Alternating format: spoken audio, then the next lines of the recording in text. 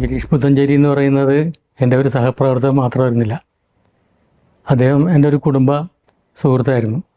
പലപ്പോഴും ഇവിടെ വരികയും ഭക്ഷണം കഴിക്കുക, എന്നെ കൂടി കിടന്ന് ഉറങ്ങുകയൊക്കെ ചെയ്യുന്ന ആളായിരുന്നു. തന്നെയുമല്ല, അദ്ദേഹം സഹകരിക്കുന്ന സമയത്ത് അദ്ദേഹത്തോട് പാട്ട് എഴുതാനെന്ന് പറഞ്ഞാൽ 10 മിനിറ്റ് കൊണ്ട് പാട്ട് റെഡിയാവും.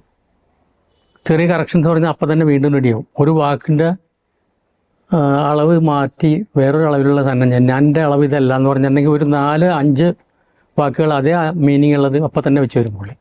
അത്രയ്ക്ക് ടാലൻറ്റഡ് ആയിട്ട് ആളായിരുന്നു. പദസ്വാധീനം എന്ന് പറഞ്ഞാൽ അദ്ദേഹത്തിനുള്ള പോലെ വേറെ ആർക്കും ഞാൻ കണ്ടിട്ടില്ല. തന്നെയുമല്ല, അദ്ദേഹം തേന്മാവും കുമ്പത്തിൻ്റെ സമയത്ത് ടേക്കിൻ്റെ സമയത്ത് പറയണ്, ആ ചരണത്തിൻ്റെ എൻഡിൽ ടണ്ടടൻ ടണ്ടടൻ ടണ്ടടൻ ടണ്ടടൻ ടണ്ടടൻ ടണ്ടടൻ ടണ്ടടൻ ടണ്ടം എന്നൊരു സാധനം എഴുതണം എന്ന് പറഞ്ഞിട്ടുണ്ടെങ്കിൽ അപ്പം തന്നെ 2 സെറ്റ് എഴുതരും. അപ്പോൾ എനിക്ക് വളരെ അത്ഭുതമായിരുന്നു.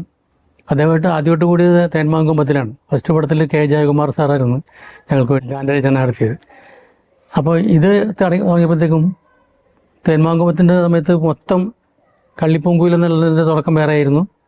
ടേക്കിൻ്റെ സമയപ്പോഴാണ് ഞാൻ പറഞ്ഞത് കള്ളിപ്പൂങ്കൂൽ എന്നുള്ളത് ആ കന്നി തേനുണ്ടെന്ന് വരുന്നത്. അപ്പോൾ അത് മാറ്റിയിട്ട് നമുക്ക് വേറെ എന്തെങ്കിലും വിളിയായിട്ട് തുടങ്ങുന്നത് അപ്പോൾ തന്നെ വേറെ എഴുതുന്നു.